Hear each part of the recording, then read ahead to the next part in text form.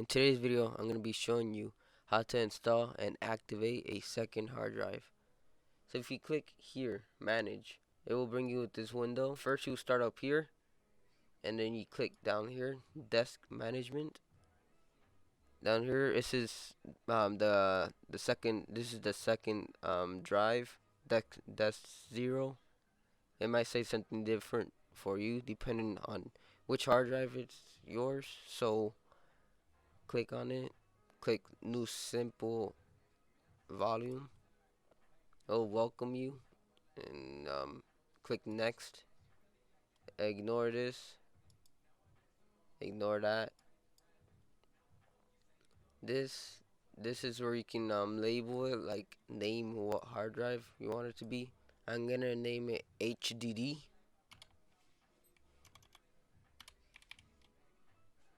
Click next, and then finish the process. And there you go. Your thing is here. It should pop up over here, the hard drive, and there you have it. Can be playing any game, move all your games here, put anything there, and it should run smooth. I got some options. If I'm down, I always rebound like I'm Dennis Rodman. I hit the weed when we fucking, I finish coughing. Fuck it, I'm looking flawless. That's why these bitches be calling. We been